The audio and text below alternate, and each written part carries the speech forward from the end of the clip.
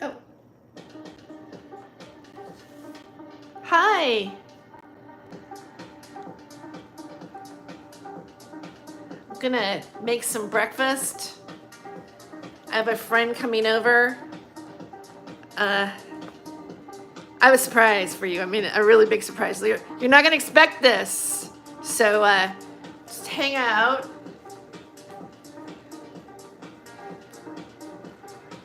And, okay, so I'm making potatoes.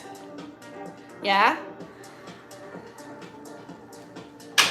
It's a little. I mean, I don't know what time is it. It's almost noon, so it's not necessarily brunch, you know. So, I guess I will say it is brunch, not necessarily. It's not necessarily breakfast. It's more going to be like a big brunch because I have a surprise, and this is a surprise show. So I'm streaming off of my cell phone because you're going to see more than one person here, and I want to show my living room and everything because, I have a surprise guest, right? I don't want to give it away, but this person we've done shows together, but we've never met, we've never been in the same room together. And so, hi, Charles. Hi, Pootie Twang. Nice to see you. So, I have my computer over here. Just give me a second. I'm going to step out of the frame for just a minute and I'll be back. But talk amongst yourselves.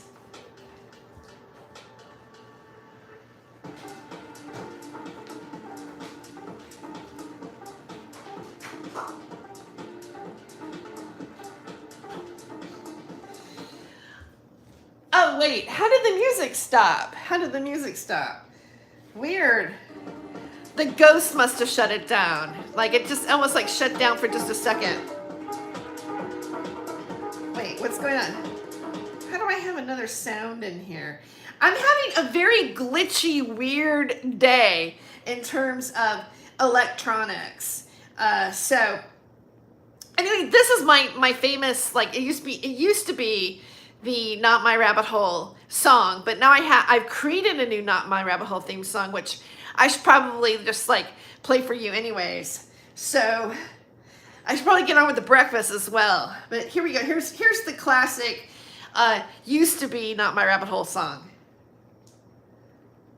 Wait.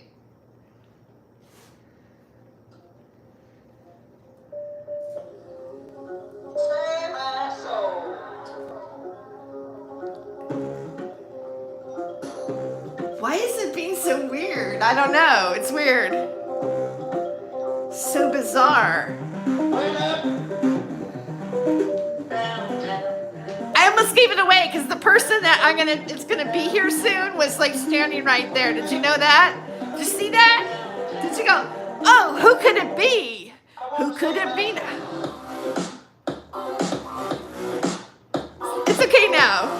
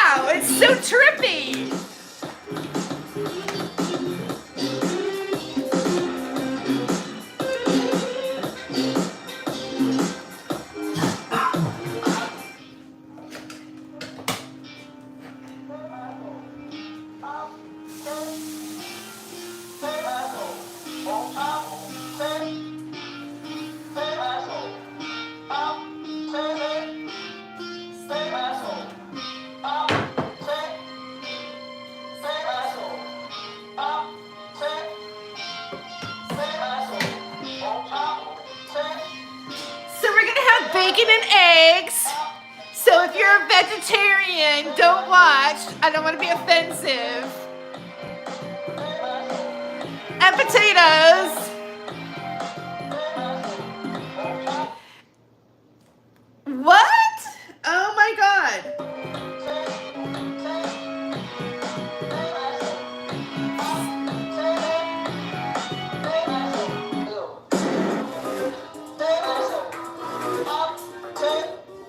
Wow. Maybe they're having technical difficulties on their website. I mean, I'd love to like recommend them, but you know, if something is like definitely off, you know?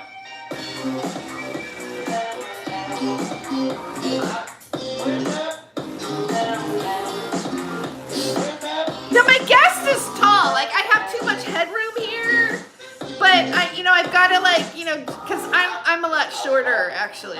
So, and they say like once you get older, you get even shorter, which kind of like frightens me a little bit.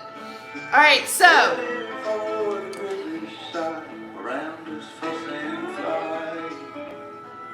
Pootie twang!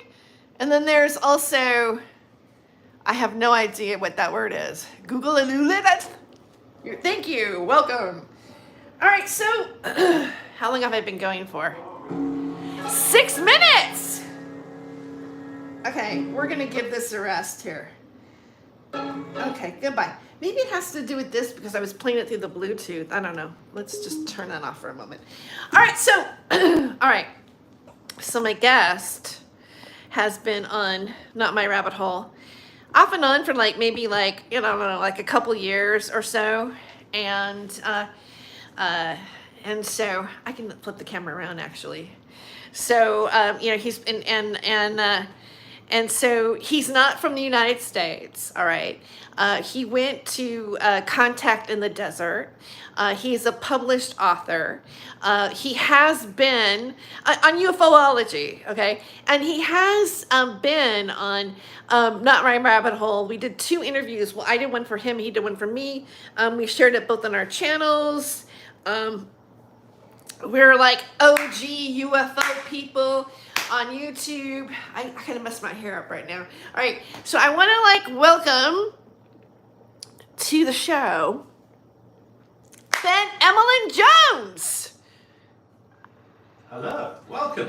Is it showing me now? Yes. Is it showing, right? Hello everyone. Yeah, but all of you know me. I'm sure you've seen me. I've been on Terry's channel many, many times. But this is let's be the frame together. Let's put okay, like I turn this around. Okay. Now, it's a bit. Yeah, you could just see us together in the frame. Now, as you know, I've been on the show many times with Terry before, but this time we're on the same channel. So we're in the same room. Right. That's never happened before, has it? Right. No. It's never great. Oh, people. So welcome to all you people, Angela, and Maxwell, and Paul, and Harlem. Thank you very much for joining us, and it's really, really good to be on the Terry the Joyce channel. Together with our wonderful hostess, Terry Joyce. Yeah. That's brilliant. Yeah, I mean, as you said, I've been in Contact in the Desert. Yeah. And so this is one of the other things I'm doing because it's not far from here. So I thought I've got to come and visit Terry as well. So that's what I'm doing here. I decided to come to visit Terry. Yeah. Cool. So it's a real treat. We've been filming each other. Okay, I'm going to turn this around so we can sit down. I made him some coffee. So, here, right? Did you say like in America, like you like to drink? It's like coffee, and because I said, well, he's English. So I thought, maybe he might want tea, right? And then he says, oh no, he says when I'm here, I have coffee. Yeah. British can't do coffee. Americans can't do tea. British people can't do coffee. So yeah, I always have coffee when I'm in the States. Definitely. So, yeah. I don't know this mug here. Okay, here. UAPPD, it's a group of ex-police officers who are now researching aliens, Bigfoot, as you can see, ghosts and UFOs. So this is a little something I've got from the Contact in the Desert conference where the law enforcement meets the unknown. It's run by a lovely couple, Marianne, and I can't remember what her husband's name is, but I met them at the Contact in the Desert. and I got talking, and I got this mug. It's really cool, isn't it? I thought this would look well good in Terry's kitchen. Yeah. So when he came in on the Greyhound, and we're getting hearts on that. So I think what I'll do is just sort of set this on the table here. We're sort of the same level there, and aren't we? kind of like be like the same level. I don't know if you're in the shot there. I am now. Yes, I am now. Okay, so let's excuse me. Let's go on the couch. Right. I think we might be a bit below it now. We might. No, yeah, we gotta bring it down. We gotta bring it down like to here. And talk. We gotta talk. I guess we have to like. Yeah. You know what? At first, I was gonna do the horizontal because there's a horizontal option to the stream, and this is not gonna be our only stream. Like we're just kind of starting out right now. Yeah, I'm sure we'll do others. He's come to lovely Fresno, right? Of all places to like come from the UK, would be to come to Fresno, California. All those people who say Terry's got no friends. Well, one guy travelled 6,000 miles to see her. Now, if that's not a friend, then what is? Thank you. Yeah, I have friends. I do have friends. Let me get you in the shot a little bit more here. We have to go in portrait mode because there was a bit. Right. Of Yeah. I tried like a couple times, and I'm like, no, how come I can't see my stream? And then like, I reboot my phone again. It's like we're starving because I feel like, I go, hey. Well, first of all, let's say I picked him up. We both had our cameras. I had my DJ Osmos Pocket, and he had, what's your camera? It's a Sony Handycam. I just use it. This is what I use for Hapanmo TV. For those of you who watch me on my own channel, I think a lot of you do. My Hapanmo TV camera is something very simple. It just slips in my pocket.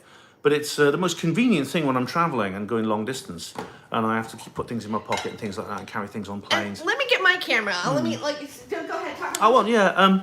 Hello to everyone. It's there's C and Ryder, and Misty says UK covers many countries. Well, some of us do, yeah, some of us do. And Jana, hey, how you doing? Hello, Jana. I know Jana. A man eats pants. That's an interesting name. Man eats pants. Hello, Angela. How are you? Yeah, subscribe to her Panmo TV if you haven't done it already. Ben the JR Porter. You'll know. I'm sure you'll know it because you'll. Hi, Jana. It's good to see you, Jana. Yeah, I've been on shows with Jana before, so I know Jana. And did you say Charles was there? Are you there, Charles? Not the Charles, are you? I don't think that's the. It's not the Charles. The Charles. And this is my camera. I'm sorry. It's a DJ Osmos Pocket 3 camera, and so then I can put it like on me or whatever. But it looks like that. When you use it, this is like the extra battery that comes with it. So I was filming him with this, and then he was filming with his, and I am working to like be able to live stream off of this. And I think that for a moment I was wondering if that's why this was glitchy. But it takes like 24 to 48 hours for them to approve this device to be able to live stream. But it takes really beautiful shots. Yeah. And Terry did capture the moment I arrived. I stepped off the coach and I was like. I got the Greyhound coach from Los Angeles after I got back from Indian Wells. And yeah, it was a long journey and I was thirsty and tired, but I got off the coach and Terry was standing there filming me climbing down the steps. So it was a wonderful welcome to Fresno for me. It really, really was. And wonderful to meet someone I've known online for so long and have never met and who lives so far away from me. That finally we get to meet, which is really, really cool. Yeah. Yeah. So anyway, and then we went to there's this Mexican restaurant called Tipsy's, and it's in Fresno. It's in the area that we call the Tower District, and it's kind of an artsy area that you can go to. Has this old. I was telling Ben that I was bummed out that the lights weren't on it, but it's called the Tower Theater, and I was giving the history of like the Tower Theater and how the Tower Theater had a big controversy because there was a Christian church that wanted to buy it, and then Ellen DeGeneres and Sarah Silverman and a bunch of other people got in a big argument. And they, no, we're gonna buy it. And I mean, it's a historical Fresno place. And I remember when I was a kid, my mom used to drop me off there, and they used to have like Saturdays for like kids films. And then I would just like watch all these, films. And across the street was the dinner theater, Roger Rocky's Good Company Players, that I used to perform at when I was 16 years old. So I went to. We haven't had a look at it. It was shut, unfortunately. We did go and have a look at these places. Yeah. Unfortunately, they were closed, but we saw the outside of them, didn't we? But we went to a place called Tipsy's and had wings. Yeah, we had that strange glass of tomato juice and beer. And right. What's it called? It's called a chilada, and you didn't really like it. Well, I thought it was all right. It was like pretty spicy. It's not. It wasn't my kind of. It's not something I thought I have to try it, because when in Fresno do as the Fresnoans do. That's not necessarily. But, that's not necessarily how the Fresnoans It's Mexican, do. isn't it? Yeah, it's Mexican. It's a Mexican drink. I like it because I'm a Mexican. Okay, and I wanted, because I asked him. I go, it's a little spicy. It had like salt around the the spicy salt, and the cauliflower was a bit sour, wasn't it? I mean, I've never had beer it with really was. cauliflower It had. I like a drink that has vegetables. It was in like it. the opening. It was like the title shots of Blackadder 2, with the carrot and the tomato things in the beer. Yeah. But yeah, it was really cool, and I thought, and of course it is sort of local, because as anyone who's been to California knows, there's California, and there's Mexico, but really there's a big blend. There's a continuum of people. If you go to Los Angeles, nearly everyone speaks Spanish. I mean, I went around, I was the only person like on the street who couldn't speak Spanish, I think. So yeah, it's so it is a kind of local thing, and I thought I had to try it. It's not bad. It wasn't disgusting. It's just it's not what I would choose as my favourite tipple, but at least I've tried it. I've tried this weird blend of iced tomato juice, salt, cauliflowers, and olives. It's something I've never had before, so it was an experience. Yeah. Yeah, and this was not everybody puts like the the olives and everything like that. I mean, you can buy, like, they sell beers here. Like Budweiser has a chelada, Modelo has a chelada, whatever. And so you can buy the beer that way if you want to. So, hey, there's quite a few people watching. There's 30 people tuned in right now. Hello. Yeah. There's a Russian guy, Irdian. I'm not sure what that is. My Russian's really, really rusty since I started. Hello, Susie. How are you? What a treat to see us both together. Thanks, Susie. And and Pootie Twang. Hello. We got trolls. Oh dear, we always have bloody trolls, don't we? Is somebody trolling? Oh, you know what? I just let it go. I mean. Hello, Misty. Yeah, I can't even, really, I should get my little cheater glasses to be able to, read really efficiently. The good thing is when your eyesight, is not as good, you need cheater glasses to, see the little small thing going up here. You don't pay attention to the trolls. You're just like, whatever, I can't see what you're saying, so we'll just move on. Misty asked a good question. She asked, why didn't I fly from LA to Fresno? That's a good question. Primarily, it's much cheaper to go by coach, and you get to see a bit of the countryside. I went through all these lovely areas. It's reminded me of the film Duel, Steven Spielberg's first movie. And I think it was filmed down there, apparently. And we were going down these roads, and there was these big hills. It was just like that movie. I was expecting some great big dirty grey lorry to come out of a siding and go, And then we went past these farm fields, and there was vineyards, and there was plum trees, and loads and loads of farmland. It was really nice, and so it was actually. I mean, it was only $40 odd, as opposed to 170 or whatever it is on the plane. But the Greyhound is an experience. Yeah. Trust me. Here, I've got now I look like Bruce Valanche. Somebody said that to me when I was doing the James Casbolt. Well, I didn't acknowledge it, but it was it's like for Bruce Valanche. I'm like, oh, come on, but it is. It's like no, and then I thought about what demographic knows who Bruce Valanche even is, because when you question Generation Z, hey, did you know some guy named Bruce Valanche? They'd be like, who, whatever. So whoever is saying that to me is some old fuck, right? I mean, let's put it that way. But So I wanted to look. So the Greyhound is not the best experience. Matter of fact, I used to hate when I was going on the road as a comedian. I hated being on the Greyhound Yeah. because I would always get that guy who just got out of prison who sat next to me, and he'd go, "You're the first woman I've seen in 20 months," and I'm like, "Oh, great, go Greyhound." So and I would see him before he got on. Like he had his little packet. He's saying goodbye to his parole officer or whatever, and I'm like, "No, please don't sit next to me. Please don't sit." I start praying, "Please God, please don't let him sit next to me." And then he would sit next to me, and I'm like, oh, 20 hours of a guy who just got out of prison and hadn't seen a woman, Oh. And I'm like, great, I'm gonna get laid tonight, you know what I'm saying?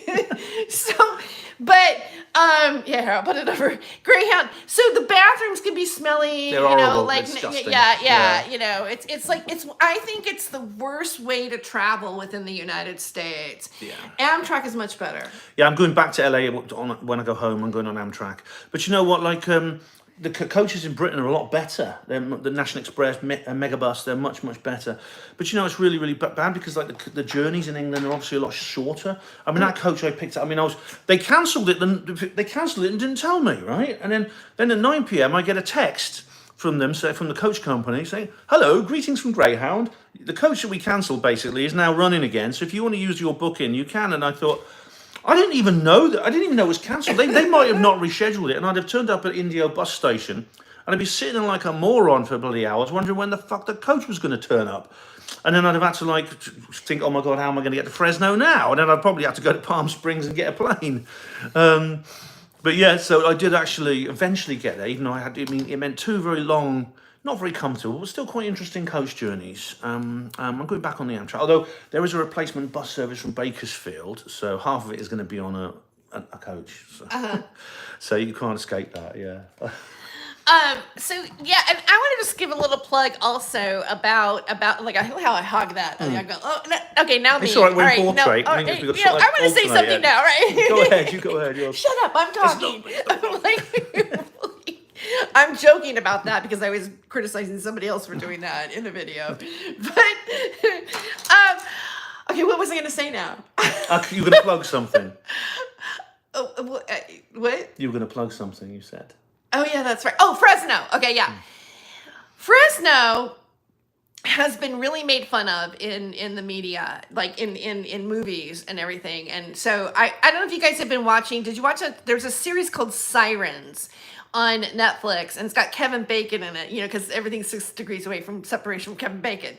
And so I happen to like Kevin Bacon. I do, I really do. I know like he might be like Luciferian, and he and his wife, Kira Sedgwick have goats, videos on Instagram, but I try not to judge people. But anyway, so he's in this movie, and Julianne Moore is also in it. And I like her, and she's talking to like this like protege. It's that classic story of how the assistant or the extra becomes the star. Like she like steals the thunder of the idol of the young person, even though she's not really meaning to. Not to give away the entire plot, but she's talking to like her new assistant. She goes, "Well, where are you from?" And she goes, "I'm from Buffalo." And she goes, "Oh, honey, stay upstate." She says, I'm from the armpit of California, Fresno.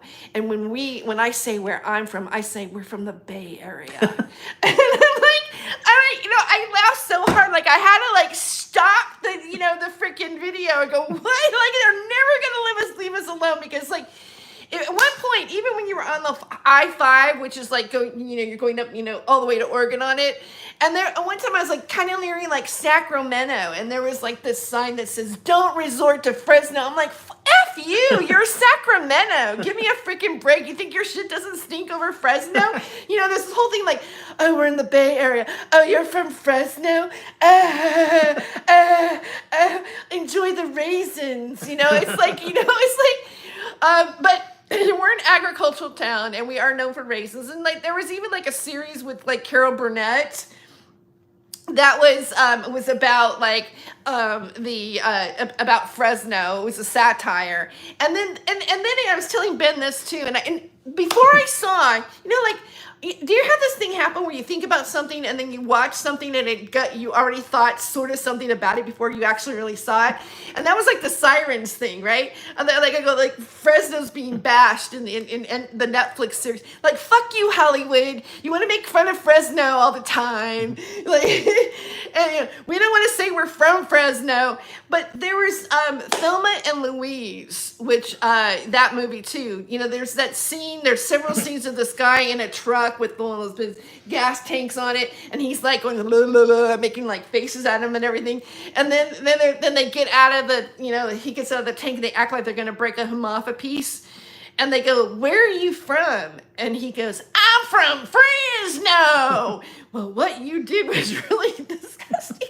And then they blow his tank up, and I'm like, "Oh, why did he have to be from Fresno? Like we're not really like that out here." It's a bit like sometimes you're Milton Keynes in my country. Those of you from Britain will know this. But it's like Milton Keynes seems to be the British equivalent of Fresno. Everyone takes the mickey out of it. And people from Milton Keynes who want to be pretentious, they'll say, well, we're from the sort of North London area, from North London. Try going further north. You're from Milton Keynes, be honest. Confess, you're from Milton Keynes, that kind of thing. Yeah, I mean, every place has its demographic of what people make fun of. Like in Southern California, it was like your area code. Like, are you 310? Are you 213? Are you 818? Like, there's a movie called Swingers, which has a lot of young actors in it, Jon Favreau and everything, and a really young, his name, Vince Vaughn. Okay, so, and there's he gets, the one character gets this one girl's phone number, and they're like at the Derby, which is like a known place down in like the Los Feliz area, and, oh no, was it? I think it was Los Feliz, and he comes back with the phone number, and he's like, "Yeah, I got it," and they go, "What is it? Is it, what's the area code?" And they go 818, and or 213, he goes, "No, 310," and they're like, "Ooh, yeah," So hence I have a 310 area code number, because like later on when you have a cell phone, you can pick whatever area code you want. You're like, "Yeah, I live in 310. Oh yeah, it's like, yeah, it's great to, it's great. I can't think of anything to say now. What was I going to talk about? I can't think of anything to say. Oh, no, I'll talk about the conference and yeah, and I'm going to get started on those on the a little bit on the yeah. So go ahead, We're cooking. Terry's cooking. Well, it was breakfast. It's now going to be slightly later because we've been so busy trying to get the live stream started and everything like that. But Susie Fraser, how you doing? Jeff Pike says, make sure you smash that like button. Yeah, thanks, Jeff. And hello, George. How you doing? And I'm like, the conference was fantastic. I mean, if you were into the kind of UFO, paranormal, conspiratorial stuff, right? I'm people who watch us, because we share viewers pretty much, will know that I'm a lot more. I'm a lot less of a skeptic than Terry is. But I think even if you, I am a skeptic, but I'm still. I could say that I'm still a believer. You're not a complete skeptic. You're probably about 75% a skeptic. I just when I find out the truth isn't right, I get really venomous about it. Like, you're a liar. But someone says there's no sound. It's only one person. Someone called Fuck Hugh. I think that might be a troll. Fuck Hugh. Oh, I'm just trying to see if I can see it. It says there's no sound. Why would there be no sound? Well, that's the only person who said it, so no one else has. Maybe it's on their end. Because, I don't see where there would be... Someone says, why does Jeff get a shout-out? That wasn't specific. I don't know who Jeff is, so... but hello, Jeff. Hello, XXX808. Okay, let me get the... Here, let me pull it up. Do you want to just sit there? Do you want to sit sure. or do you want to stand? Oh, they can hear it. I think it's just a troll. It's all right. Okay. XX says we can hear. That's cool. Okay. Love from India. Hello, Kailash Rajor, official from India. Hello, how are you? And fuck you, turn your volume up. Yeah, you can't. Oh, Jeff can hear. Fuck Hugh. That's a good name. Hello, J Doug. Love from Canada. J Dog. Sorry, J Dog. Love from Canada. Yeah, the conference is fantastic. It's basically 5.5 days of someone put it so well. In one of the people there said, "Oh, it's our turn to be normal." And that's true. Kalish asked, where are you from, sir? I'm from Oxford in the UK. So a long way from here, a long way from where I am right now. So yeah, the sound is fine. Thanks, Paul. Yeah, and so it was really, really cool. It's basically there's like all kinds of there's like the speakers and the features. There's movie screenings. There's the lectures in this huge complex called the Renaissance Esmeralda, and there's all the people like you've heard of before, like Richard Dolan, Ross Coulthart, and all the people. Basically, everyone on Stephen Campion's channel is there, except they're portrayed in a different way. Put it that way, and they're all there. And I met Terry is one of 5 YouTubers I met, fellow YouTubers, because I also met Ashton Forbes, I met the Backyard Professor, and I met Patrick from Vetted, and who was the other one? Oh, Chris Ramsey, Area 52, and I did little mini vid. We did little kind of interviews together, and I watched like 3 movies. Oh, hello, hi, hello. Well, I watched 3 movies, and then there were there was a couple of movie premieres, and there was like all like talk about UFOs and stuff like that, and somebody, okay, and a lot of like, see ya, bye bye. So there's someone else here. It's right, there was someone else here. I didn't realise, but there's what's her name? Oh, maybe we shouldn't say what her name is, but she Yeah, they shouldn't. Okay, we won't say what her name is, but she lives here too. That's she's right. she's my roommate. I just said hello to her. Yeah. So and then I said, oh, I don't think anybody saw her though. No, that's yeah. I didn't mention her name. Yeah, but yeah, she was taken off. She's going out with friends. But yeah, it was absolutely fantastic. And I mean, if you're into this sort of thing, and Misty says I used to go to the desert hot springs and Joshua Tree when I lived at my sister's house in Palm Springs. You know what? It's all part of the tradition. It's all kind of the Contact in the Desert was recreated as part of this great tradition that goes back to the early 1950s, which is when George Van Tassel and George Adamski used to gather hundreds of people around the giant rock and the Integratron up at Joshua Tree in the Mojave Desert. And they used to do kind of channeling. It was like a kind of early CE5.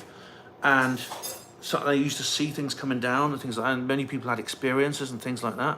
Kalish asked, what kind of discussion? It's all about UFOs, the paranormal, conspiracy theories, consciousness. Anthony Peake was there. He was one of the best speakers, Anthony Peake. What did he talk about? Consciousness, the afterlife, the soul, and things like that, which I'm equally fascinated by.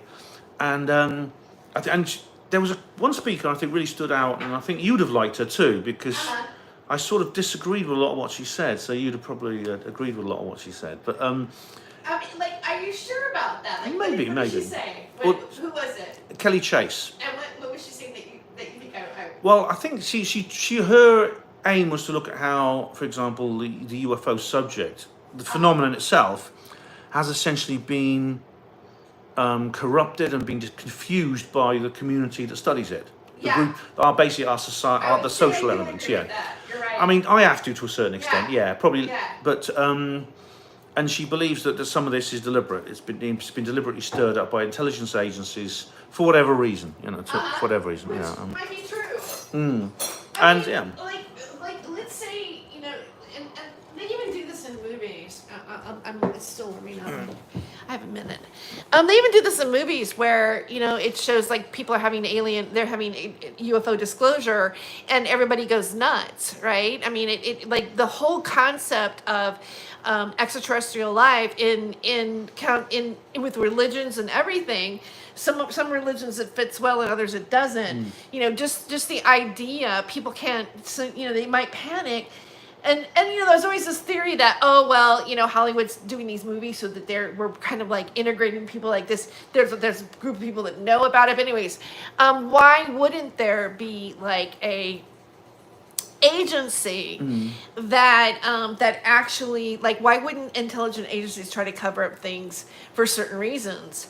And what if those reasons are actual like technology? And if people find out that a certain country has been communicating with, intelligent life that brought them certain technology. I'm just theorizing. Yeah. And then, why would, like, they wouldn't want Russia or someone else to know that they were communicating over here. And so maybe there's another reason why they might, like, have deflectors within the UFO community on YouTube. Yeah, I mean, it's theoretically it's a sound idea, although I suspect there's some kind of double bluff going on, and I think maybe Kelly hasn't quite grasped that level yet.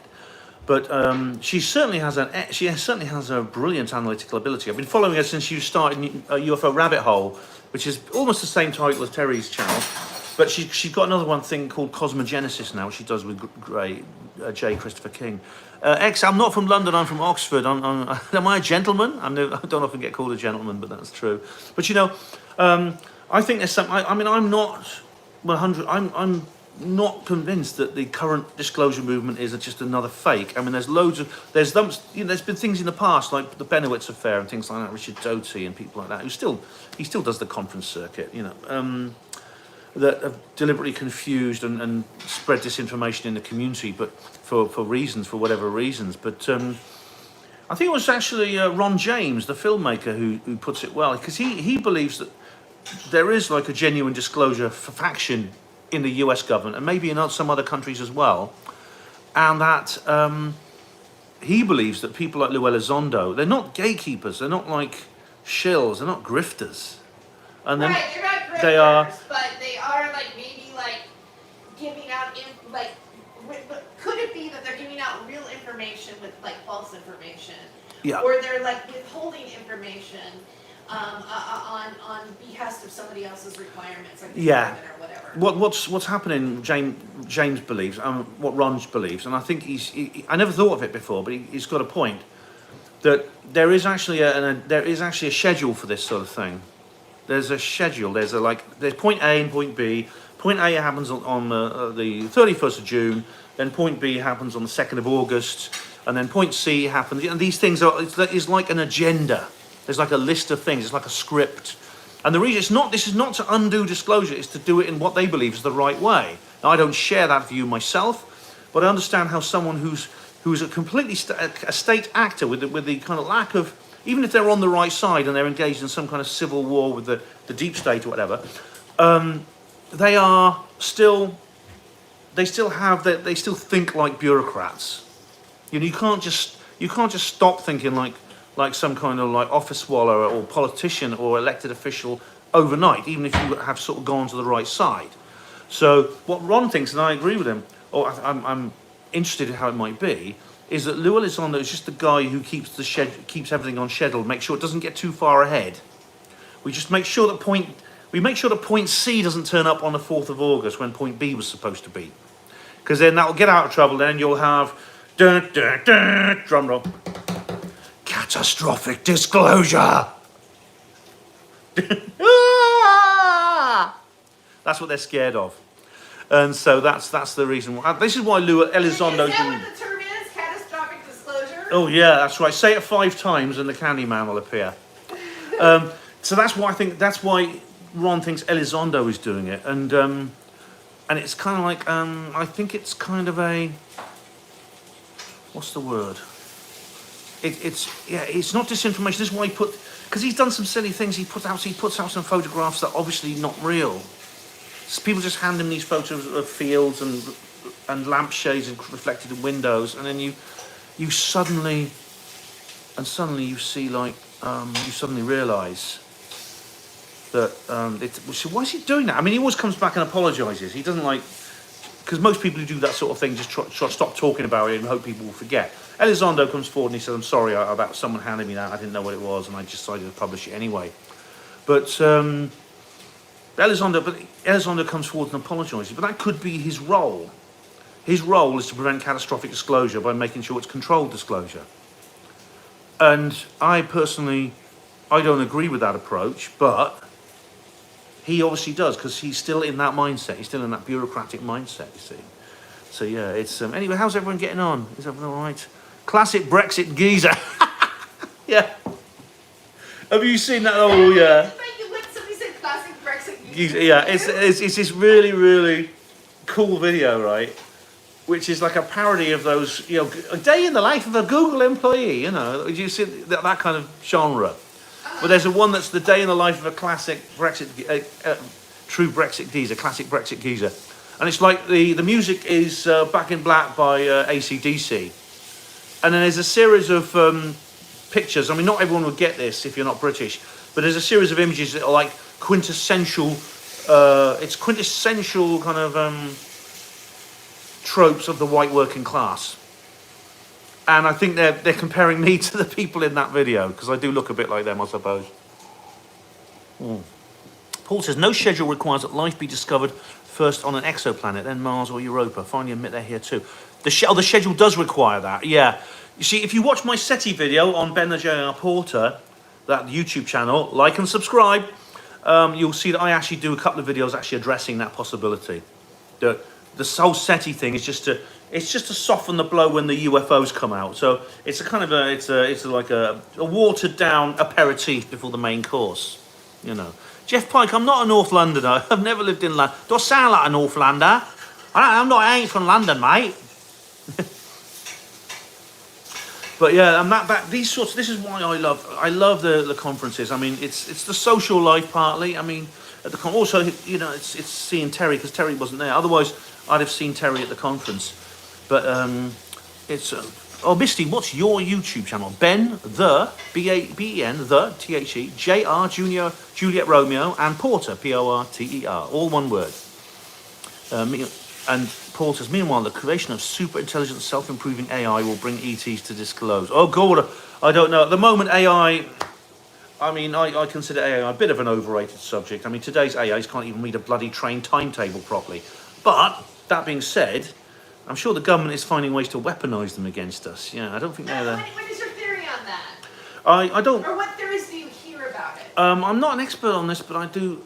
There's no sign. There's no sign that AIs are like Colossus the Forbin project. There's no sign they're some kind of science fiction overlord with a will of their own. But they do appear to have traits which could mean they could be used by government as a tool of control. Let's flip the phone back and forth in our conversation, and then we can here. Let me. Yeah, we can sort of supposed to hang around here and. I mean, if it's like. Yeah, if someone can hear us from a distance, yeah. Maybe just like if you want to lean on the counter there, Yeah. and then I'll make it so like when you talk. I can change like the viewpoint on what we're talking about, cool. Or you can just create a single frame and we'll both be in it, because I'll stand next to you near the worktop. oh yeah, we Right, could how's that do, work? we could go this way, Yeah, and then and I'll just just- and then we can we just put this here, Yeah, and then we no, can we're just both go in and out. Can you- Okay. Can you hear me all right from this angle? Because can you hear me all right from here? Let's go. I'll just get me coffee. Okay. Because I want to talk about the AI thing, because you said it's not like AI is going to be like an overlord. There's no sign yet that that's the case. But I have noticed people that will they will talk to Grok and ask questions as if it's like some sort of all-knowing knowledge oracle. And AI hasn't even AI will hallucinate. It will give you misinformation still at this point.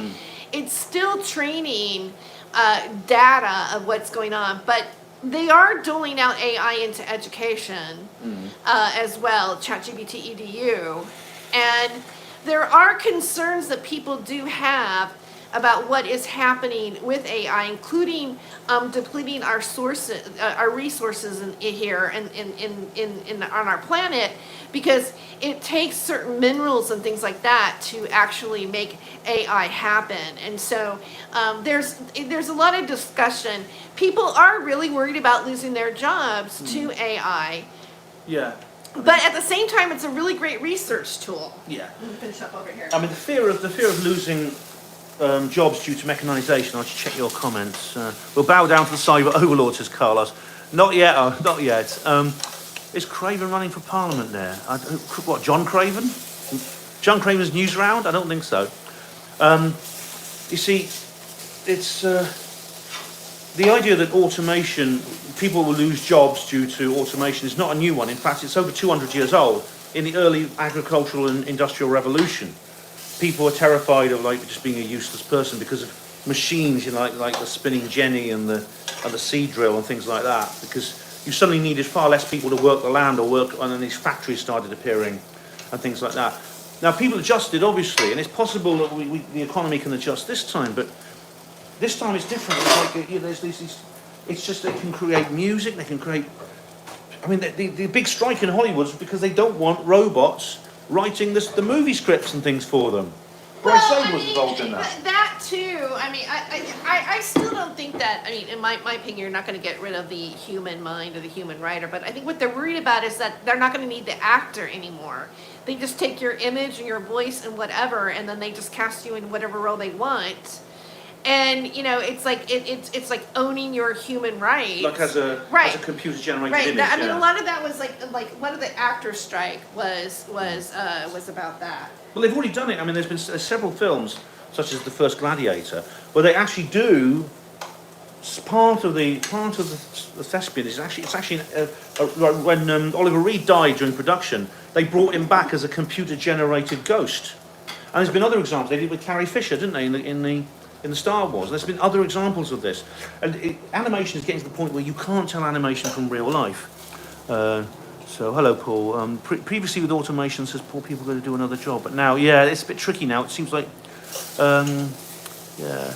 Monka. Oh, right, this guy sounds like he knows his British history, says Monka. Well, believe it or not, I'm not qualified, but I'm a keen amateur. I'm a keen sort of amateur student of various things. So, yeah, that's right. But, yeah, it's... So AI, it's interesting. There was a couple of AI speakers, and it was a big topic of the conference. Oh, was it? Yeah, there's a guy called what's his name? But Rick. Oh, I can't remember his name.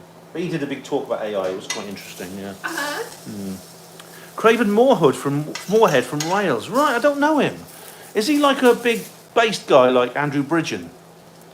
Because yeah. Sectai, hello from the other side of the pond, USA. That's right. Well, it's not the other side of the pond for me at the moment, but normally it is. Yes, I'm on your side at the moment. On the other side of the pond. Yeah, I'll be returning to my own place, and I'll have a video for you when I get back, which I've done all about this. So, what thing stood out to you on the AI? Did you go to the AI? I went to one of them. Yeah. Who was lecturing? It was a guy. This guy's name I can't think of right now. Somebody, not Mansell. What's his name? Well, I'll look Mitchell. Somebody Mitchell. I'll look it up in a minute. Someone asked a good question just then. It's gone now. Sorry. But, I'm sorry. It's all right. No, it's all right. We can catch it back up if we go like that. We can scroll back. Where was it? Oh, where did you sleep? Someone asked me. Oh, down a bit. There we go. Misty says, where did you sleep at the Joshua Tree conference? I slept in a hotel called the Indian Wells Resort, which is quite cheap. It's basic catering. It's not major. You know, you get the breakfast and stuff, but it's very, very good value, and it's much cheaper than the Venue Hotel, which is like about twice the price, and it's right next door, so it's like a 10-minute walk. It's very hot there, but you know there was a hotel shuttle as well that you can get. That I walked. Well, it is like in the desert, right? It's very hot. Of course, it's going to be hot. What was the temperature while you were there? It was it averaged around about 100 degrees in daytime, and it was sunny and warm. I mean, there was a couple of days when it was windy, and the temperature dropped a bit, but generally speaking, oh, it's okay. It's okay. The aliens are invading. It's the Men in Black. I have a really sensitive. Oops. Yes, you're burning the potatoes. No, I'm kidding. It gets smoky. Yeah. I knew that was going to happen. When you open the door. It's all right. It was funny to see you jump. I just thought, what the hell's that? I get a bit paranoid at these when I go to these conspiratorial events. I get a little bit paranoid. You know? Yeah. Oh no. Sorry, okay. So we were talking about AI. Yeah, that's right. So he said that it was going from like normal algorithms to what did he call it? What was the word he used? Oh, I can't remember. I wish I could remember more. But he says there's a new kind of like algorithm which is like more sophisticated, and damn it. It's in my notes. I've got them back at the hotel room, but that's okay. Damn it, yeah. That's all right. I mean, Yeah. one of my beats for the collegian, like on my final semester, for the capstone, my beat was artificial intelligence. So I did a lot of research on it, mainly on how it's affecting academia, but also other things like copyright laws. Just like the whole thing, the phenomenon is really it's changing. And I want to add this too about AI. And I love a lot of AI applications. You know, Oh yeah, I made my song, like I made my not my rabbit hole song. I'll go play it with AI. Like I made my own theme song with AI. I love ChatGPT in terms of like researching. Like I did the James Caswell live stream, and I did it. I asked it to give me a deep dive of like what videos he's done recently, and they gave me links and everything. So it's changing. It's giving you access points to information and research. There's also like in academia, there's like concern about academic cheating and things like this, right? But and that's why they're bringing in ChatGPT EDU, because they're really starting to teach students how to use AI responsibly and with integrity in how they're using it. And there's a whole dole out through the universities. Like when you talk about Trump like cutting funds for federal funding of this and that, blah, blah, blah, in education. But when it comes to AI, these universities are getting billions of dollars in grants, even to like create like a supercomputer in some places like Texas University. Like AI is the change. They are intending to change the way we operate, and the AI is it's meant to be here. It's like and there's this philosophy of like, well, if it's here anyways, so you might as well like put these things in place where people become educated on how to use AI and stuff like that. But that being said, in my Anthro 2 class, one of my professors said that, and he went through a litany of how like humans can become extinct. And I don't mean to be like macabre, but he said he goes every other species has gone extinct before and rebooted into like another species, or maybe just not gone here, like the megafauna and everything like that. And every hominin that has existed, has gone extinct, and the only one so far is like us. And he says, what do you think the odds are that we're not going to go extinct, or that we will go extinct? And it was like 99.9% odds that the way we are right now, the modern human, won't exist anymore. And he went through a litany of reasons why that could happen, like nuclear disaster, anything that you can think of, whatever, right? Asteroid. Went through this whole global war, whatever it was. And then one of them was AI, artificial intelligence. Actually does have some scientists do theorize that could be the extinction of the human race. What they call grey goo, the grey goo disaster, Right. yeah. And I mean, it can't be ruled out. I mean, whether or not these things ever become conscious or alive, they don't need to. I mean, they don't need to. I mean, a thermostat has no consciousness, but it responds to its environment, and it actually alters its function, responding to its environment. It's a very simple form of algorithm. And these more sophisticated ones could be these things will eventually backfire on us. I mean, we don't know how much more sophisticated they're going to get. And I like ChatGPT. I mean, I was looking him up for instructions on how to get here and how to get to the venue, because last time I went, I got an Uber with my friends Colin and Mark, but they're not going this time. So I had to get from the airport to the venue, and it's not easy. You've got to do several different ways of travelling. So where does the bus go? I would say a good way to describe AI is it makes a great servant and a terrible master. And that's I think the maxim to stick by. And make sure it doesn't become your master. I mean, in the old days they said, never teach them. When they were first being designed, there was warnings given like, don't let them learn about human psychology. Don't let them online. Never let them code, because then they'll start writing their own upgrades, which of course is what they've been doing, which is why they've become so much more sophisticated lately. Yeah. Every other species has not gone extinct, Professor Oak says. What other species have not gone extinct yet? I mean, is the operative word, because nothing lasts forever in this universe. Absolutely nothing. Well, I mean, like when you look at, okay, and if you want, like a lot of people are probably going to argue with this because, like, there's a lot of people that don't think, like the research of anthropology, the different homonyms and like how the, natural selection, all of that is, a lot of people, they go, no, we didn't, they go, oh, we didn't, you're saying we're coming from monkeys and all this kind of stuff, which we're not. But the chimpanzee is a common ancestor, or is the most similar primate to humans, but we do have a common ancestor with primates, according to anthropology, because everything has a common ancestor, right? Everything in life has a common ancestor. So, but again, everything is a theory too. So, and with new information, science is always ever changing. But there are feelings that, many people think that they were spawned from an alien race, or there's the starseed belief that or that we're here on this planet having this experience on Earth, but then what is the soul? Like, where has the soul traveled to and came from in their human experience? So there's also that philosophy.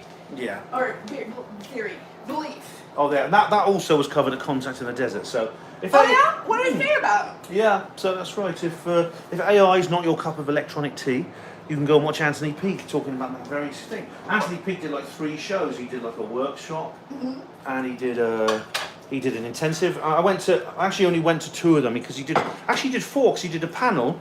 He did his own lecture. He did a panel which I missed, but then he did a workshop and an intensive which I went to. I chose to go and see other speakers.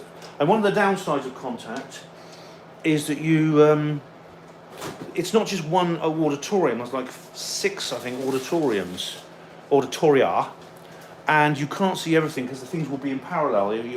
One speaker will be on like one of the auditoria, and then there'll be another speaker which you want to see at the same time, in the same session, in a completely different room. And so you've got to make some tough decisions about what you see and what you don't. But sometimes you have to miss speakers you really want to see, because then there's another one you want to see even more. And that's the thing. Jeff says we switched to G. All right. This what? Oh, I don't know. What? Jeff's Spike is talking gibberish. Oh. It's probably a bot. All right. Professor Oaks Are says you spending money on this live stream? Oh, blimey. I don't know. Maybe and there's Professor Oak, the Pokemon guy, Professor Oak, and who else is there? If you've got anything you really badly want to say and either of us missed it, then feel free to repeat it. Right, because we're going to be like, this is our first live stream together. You know what we're doing today? Later on tonight, I'm taking him to Clovis, California, which is like right next to Fresno. And we're going to go to DeChico's, which is like a family-owned chain throughout Fresno and Clovis. I mean, Clovis is real, like, they do the rodeo there. So it's real, like, it's pretty cowboy. But, not, sorta. I mean, it's been known for that, but not, But I'm going to perform tonight at DeChico's. So I called up Danny Minch, and I said, hey, can you put me on Wednesday? And I thought, well, because I thought Ben might want to go to the comedy club, and I thought, well, if I'm going to take him there, because it's kind of a spot here in this area, and I thought, and then, why not do a set, right? Because I've seen Terry's videos, her comedy videos, are really funny, but it'd be great to see her actually perform live. That'd be fantastic, I really, really would. And you're going to really like the Italian food, I swear. You really are. Yeah. And then, I'm going to get footage. I'm going to take footage, and if it comes out good, I'll put it on YouTube. Yeah. Yeah, cool. Because now I know that you can sit at the camera, near the camera while I'm gone and make, no one's going to take it while I'm on stage, right? Yeah, that's right, yeah. Someone says, throwing paper on the Fresno, classic Fresno. There's a classic Fresno thing. Oh, right, Misty. Yeah, Misty, someone else asked an interesting question. Where is it? Where was it? All right. Martin D says, would you consider to strengthen the bond of love? What would you consider would strengthen the bond of love with siblings? I think that depends on what they're like, what you're like with them, Oh, Triple X is a classic North London, traffic North London guy, right? But yeah, I mean, it depends on the sibling and what your siblings like, I mean, I have a brother which I get on with quite well, but I'm not terribly close to him. He's very different from me, and we do our own thing, But it depends. I mean, there's nothing wrong with that. As long as you don't hate each other, that's the main thing. As long as as long as you don't hate each other. Oh, you're a London gentleman. Oh, Triple X is a London gentleman. Do you wear a bowler hat, Triple X? Do you? Do you walk along with a bowler hat and an umbrella? Oh yes, quite right. Like that, the guy in Mary Poppins, you know, the dad. He's just a classic classic London gentleman. Yeah. Oh, but but it's like really it's really an interesting. If you're into this sort of thing, you would love it. You would love this. Wow, 24 people and 25 likes. Thank you for liking. Thank you for watching. That means there's more people watching than there are who liked it. So somebody liked it twice. Thank you. Oh, Alan Aiken says, anyone fallen in love with Grok? I wonder if Denise has proposed to. Oh, blind Grocky, yeah. Oh, okay, I know. I know. Let me put my glasses on. That's Aiken. Hi, Aiken. If you're talking about Denise talking about Grok, yeah, Denise is like there's more than one Denise out there who is like treating AI like it's the answer to everything. Like it has like, esoteric knowledge for them. Like anyone ever fallen in love with Grok? Wonder if Denise has proposed to Grok yet? Yeah, okay. Yeah, that's funny. Yeah, I mean I think like if you're chatbots, because chatbots can imitate, they can mimic an intelligent, conscious person.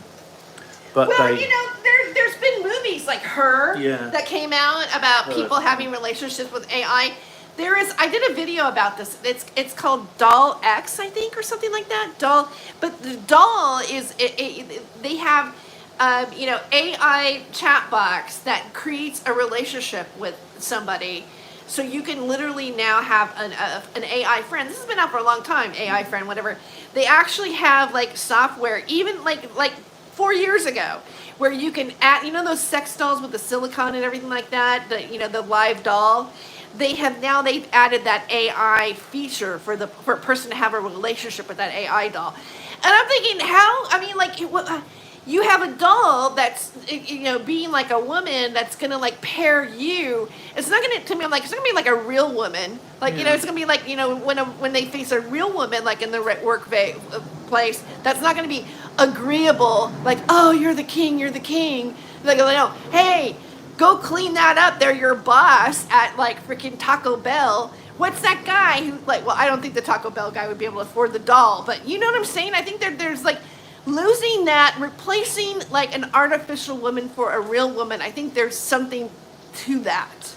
The problem is like it's not a real person. It's not real. I mean, it's tragic that there's so many lonely people in this life. There's so many people without partners, without friends, with estranged family members, and we're a very individualistic kind of culture, and that leaves a lot of people destitute, longing for company. But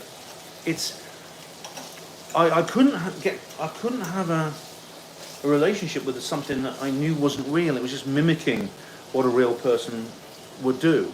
It's not a real person. There's no soul in there. I mean, I think is a tragic thing. Well, I mean, but you hear those stories about like how they like if they could record your thoughts in your brain, that they think that they could interject that into the virtual aspect of you, saying that's you. But like then you get into the dynamics like, well, what's the soul, like what's the viewer, the observer behind each and every one of our eyes? All these things are coming into question. Like, oh yeah, okay, so maybe AI, because people are saying like right now doing this, we're putting ourselves into this system.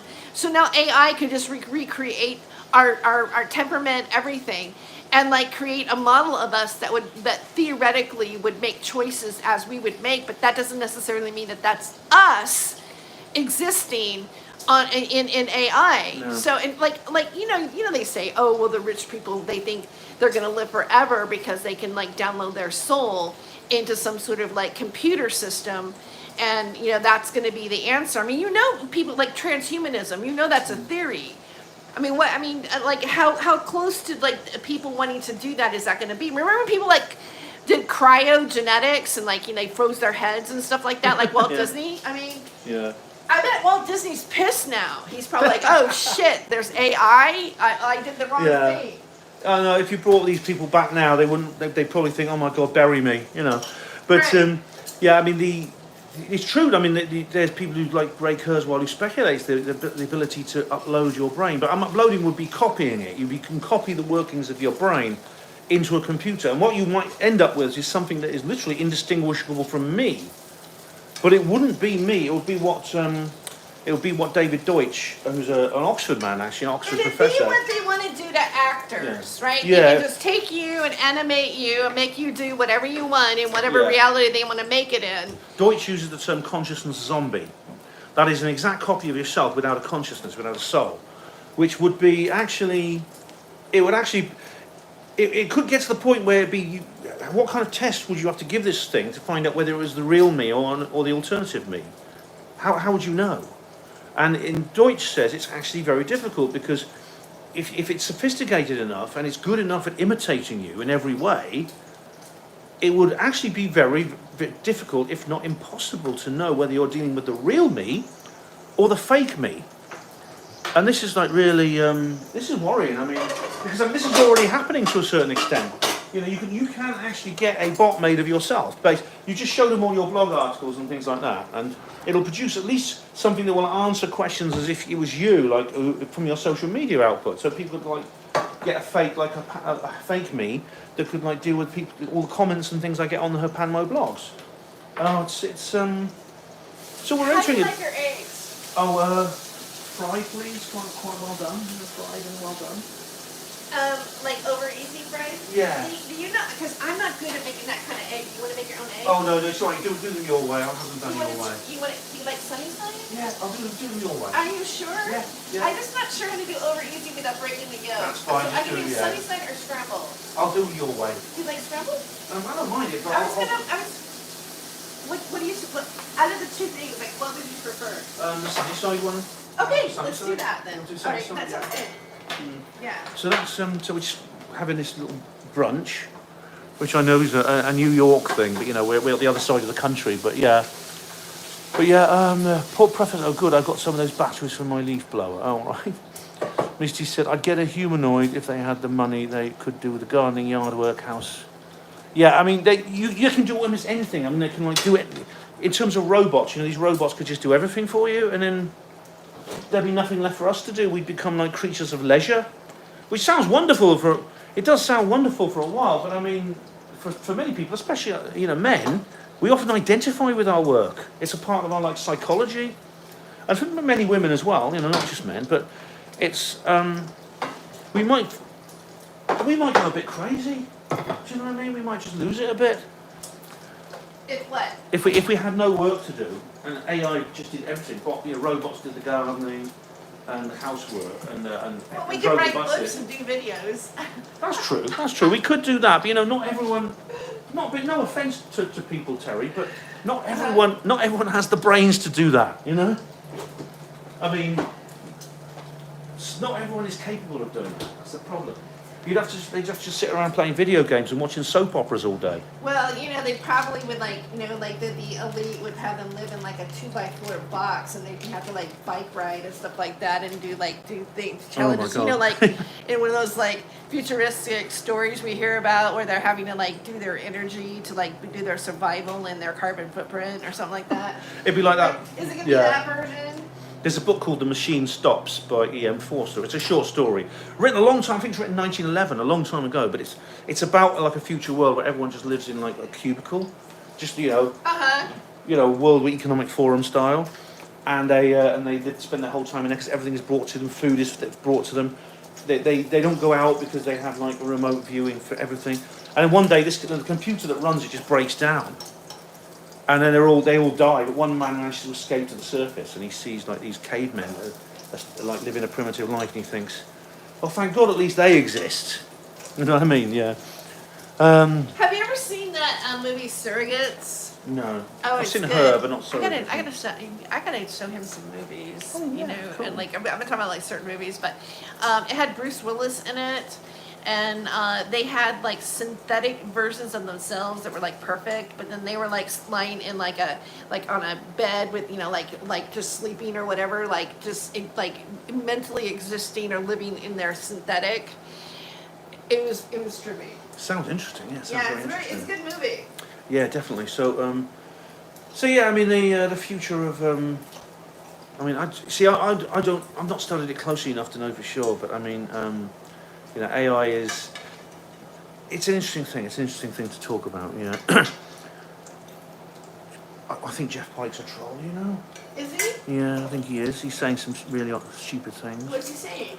You can read it. I'm not going to repeat it. Oh, is it really bad? Oh, let me see. I think he's a troll. That's so sad. And he says he's not, but he said, look, scroll up, you'll see what he's been saying.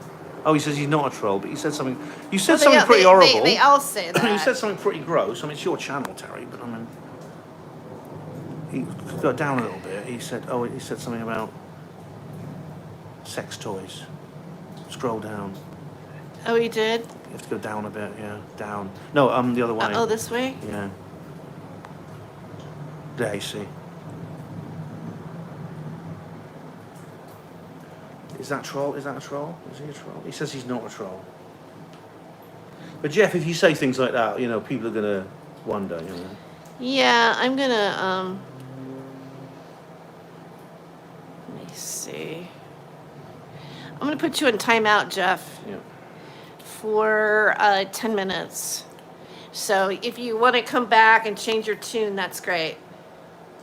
Yeah. See, Jeff, if you're not a troll, right, you have to behave differently because no one, you can't say you're not a troll and then just say things people might take the wrong way, even if you don't mean any harm. Like you got it. Like I don't, there's certain things I saw on YouTube where you can like put like an announcement of how people need. Okay, I don't want to overcook this. I hope I didn't overcook that. That looks good. It smells lovely. Yeah. That's something you can't smell it, but we got bacon cooking. It's lovely. And bacon always is like wonderful, right? Yeah. Okay. Let's go to your room, Jeff, says Raven. Yeah. Go to your room, Jeff. Think about what you've done in the chat. You naughty And come boy. back and behave. You're grounded, son. You're grounded. Okay. Yeah. I'm sure I'll be seeing Jeff on my channel at some point. Yeah? You know what? I've never had that profile in my chat before, so I'm not familiar with that person. But. Someone's called Once Saved, Maybe Saved. I like seeing her cook pig meat. That's wonderful. It is pig meat. Yeah, well, we're not vegans, as someone pointed out earlier. We're not vegans. I'm not vegan, and I wanted to have bacon, and hey, if the bacon offends you, We are. We're sort of on holiday, the two of us at the moment. Yeah, so we're that's on holiday. right. We're definitely on holiday. So we're treating ourselves, Right.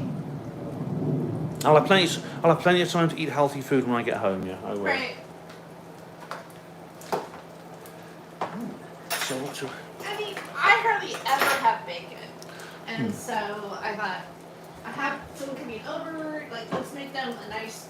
I want to make a nice meal. Absolutely. And Yeshua is saying something about so slaves are indentured servitude. They were called AI for 400 years because oppressors have the terminal mental sickness of oppression. So the flag of Ireland and the continent are not necessarily very anxious about AI. Cassadoris Rex, hello. They use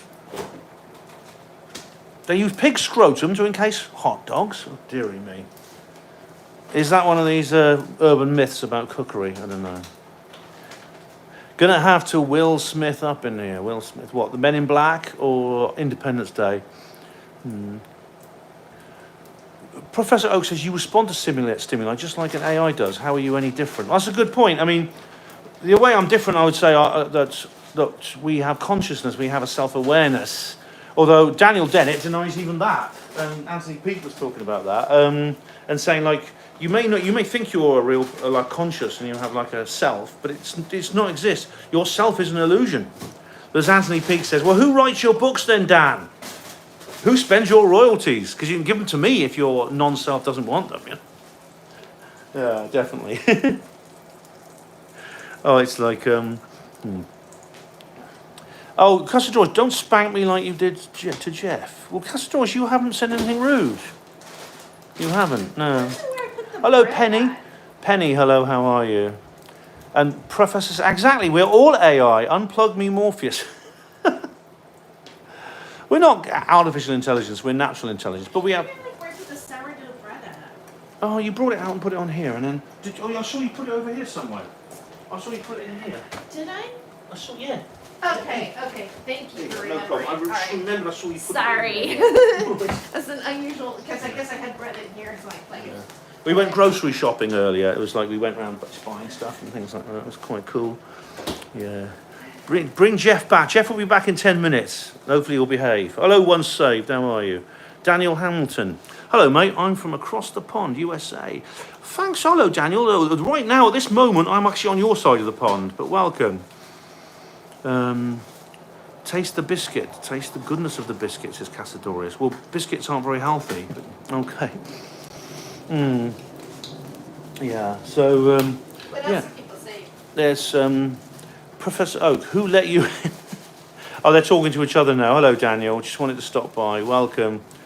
Yeah, it's a double act today, Terry and me, so that's really, really cool. Who let you in is what somebody said. Is that, is that Daniel Dowd? Yeah, Terry let me in. Yeah.